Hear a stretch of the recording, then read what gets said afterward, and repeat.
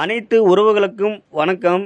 இன்றைக்கி நம்ம வீடியோவில் என்ன பார்க்க போகிறோன்னா 30 கிலோ சூப்பர் சுவையான வெஜிடபிள் பிரியாணி எப்படி செய்யறதுன்னு பார்க்க போகிறோம். வாங்க வீடியோக்குள்ளே போய் பார்க்கலாம். நண்பர்களே, வீடியோ ஃபுல்லாக பாருங்கள். எல்லாமே நான் கிளியராக சொல்லியிருப்பேன். பார்த்துட்டு ஒரு டைம் செஞ்சு பாருங்கள். நல்லா சூப்பராக இருக்கும். இந்தமாரி உதிரியாக எப்படி செய்கிறதுன்னு பார்க்கலாம். வாங்க வீடியோக்குள்ளே போய் பார்க்கலாம். இதுக்கு தேவையான 30 கிலோ டபரா எடுத்து வச்சிடலாம். டபரா வச்சுட்டு 6 லிட்ரு சன்ஃப்ளவர் ஆயில் சேர்த்துடலாங்க. 30 கிலோவுக்கு 6 லிட்ரு ஆயில் தான் சேர்க்கணும். ஆயில் நல்லா சூடாகனதும் பட்டை, ஏலக்காய், பிரிஞ்சி இலை, லவங்கப்பூ, நட்சத்திரப்பூ எல்லாம் எடுத்து வச்சுருக்கிறோம். அதுவும் நம்ம சேர்த்துடலாம். பாருங்கள், எண்ணெய் நல்லா சூடாகிடுச்சு. நாம் பட்டை 70 கிராம் சேர்த்துக்கலாம். பட்டை 70 கிராம் சேர்த்துட்டு ஏலக்காய் 50 கிராம் அது கூடவே சேர்த்துடலாங்க.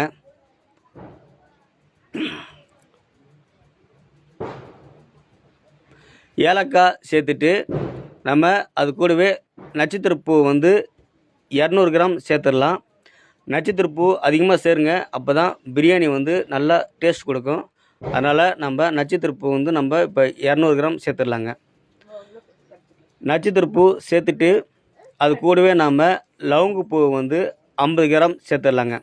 லவங்கப்பூ அதிகமாக சேர்க்காதீங்க, பிரியாணி கசப்பு கொடுக்கும். அதனால் 50 கிராமே போதுமானது தான். லவங்கப்பூ சேர்த்துட்டு அது கூடவே நாம் பிரிஞ்சி இலை ஒரு 20 கிராம் சேர்த்துடலாங்க.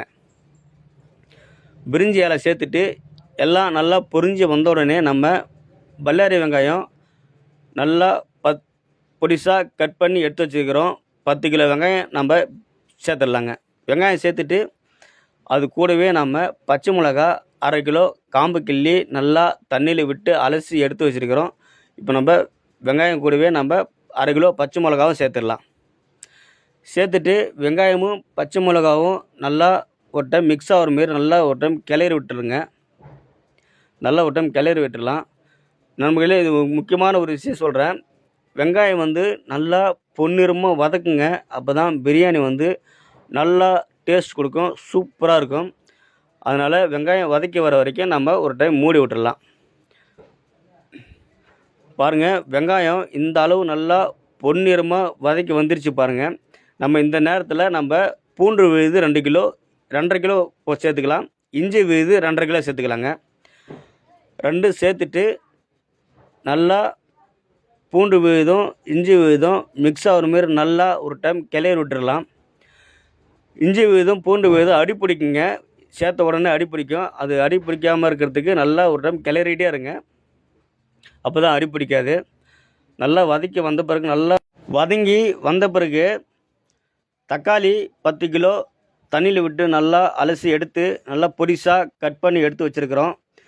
நம்ம பாருங்கள், இஞ்சி விழுதும் பூண்டு விழுதும் நல்லா இந்த அளவு நல்லா வதக்கி வந்துருச்சு. இப்போ நம்ம கட் பண்ணி எடுத்து வச்சுருக்கிற தக்காளியை சேர்த்துடலாம். தக்காளி சேர்த்துட்டு நம்ம அது கூடவே நம்ம கேரட் 3 கிலோ, பீன்ஸ் 3 கிலோ தண்ணியில் விட்டு நல்லா அலசி நல்லா பொடிசாக கட் பண்ணி எடுத்து வச்சுருக்கிறோம். நம்ம 3 கிலோ பீன்ஸு 3 கிலோ கேரட்டு சேர்த்துக்கலாங்க. கேரட்டு பீன்ஸு சேர்த்துட்டு கேரட்டு பீன்ஸு வேகிற வரைக்கும் தேவையான அளவு உப்பு சேர்த்துக்கலாம். அப்போ தான் நல்லா வேகும். அப்போ தான் நல்லா காயிலையும் நல்லா உப்பு இருக்கும். அதனால் தேவையான அளவு பாதி உப்பு சேர்த்துக்குங்க. மீதி உப்பு நம்ம அப்புறமா சேர்த்துடலாம். சேர்த்துட்டு நம்ம பச்சை பட்டாணி நம்ம 4 மணி நேரம் ஊற வச்சு எடுத்து வச்சுருக்கிறோம். இப்போ நம்ம பச்சை பட்டாணி 3 கிலோ பச்சை பட்டாணி சேர்த்துடலாம். பச்சை பட்டாணி 4 மணி நேரம் ஊற வச்சு சேருங்க, அப்படியே சேர்க்காதீங்க. பிரியாணியில் பச்சை பட்டாணி வேகாது. அதனால் 4 மணி நேரம் ஊற வச்சு சேருங்க, அப்போ தான் வேகும். இப்போ நம்ம பச்சை பட்டாணி சேர்த்துட்டு அதுக்கு தேவையான மசாலாவை இப்போ நம்ம சேர்த்துடலாம். பாருங்கள், மசாலா நம்ம கட் பண்ணி எடுத்து வச்சுருக்கிறோம். இப்போ நம்ம அதுக்கு தேவையான மசாலாவை சேர்த்துடலாங்க. மசாலா சேர்த்துட்டு மசாலா நல்லா வதக்கணும். நல்லா ஒரு 10 நிமிஷம் வதக்குற வரைக்கும் போதும். அப்போ தான் பீன்ஸு கேரட்டு பட்டாணியில் எல்லாத்தையும் மசாலா கொஞ்சம் படும், நல்லாயிருக்கும். பாருங்கள், மசாலா இந்த அளவு வதக்கி வரணும். அப்போ தான் நல்லாயிருக்கும். நம்ம மசாலாலாம் வதக்கிய பிறகு நம்ம இதுக்கு தேவையான அளவு தண்ணியை வச்சிடலாங்க. நான் வெஜிடபிள் பிரியாணிக்கு 1க்கு 2 வைக்கிறேங்க. வெஜிடபிள் பிரியாணி 1க்கு 2 தான் வைக்கணும். சிக்கனுக்கு 1க்கு 1.5 வைக்கணும். மட்டனுக்கு வந்து 1க்கு 1 1/4 வைக்கணுங்க. இப்போ நம்ம வெஜிடபிள் பிரியாணிக்கு வந்து 1க்கு 2 வைக்கிறேங்க. அதனால் நான் வந்து ஒரு 58 லிட்டர் தண்ணி வைக்கிறேன். இருந்தாலும் ஒரு 2 லிட்டர் குறைச்சி தான் வைக்கிறேன். அப்போ தான் கரெக்டாக இருக்கும். குறைச்சி வைங்க, நல்லா தான் இருக்கும். 2 லிட்டர் குறைச்சிங்க, பிரச்சனை இல்லை. இப்போ நம்ம அதிகமாக செய்யும்போது 2 லிட்டர் குறைக்கும்போது பிரச்சனை கிடையாது. நான் வந்து இப்போ 58 லிட்டர் தண்ணி வைக்கிறேங்க. தண்ணி வச்சுட்டு நம்ம தேவையான அளவு உப்பு சேர்த்துடலாங்க. பாதி உப்பு வந்து நம்ம பீன்ஸு கேரட்டு வேக வைக்கும்போது போட்டு சேர்த்துருக்கோம். மீதி உப்பு இப்போ நம்ம சேர்த்துக்கலாங்க.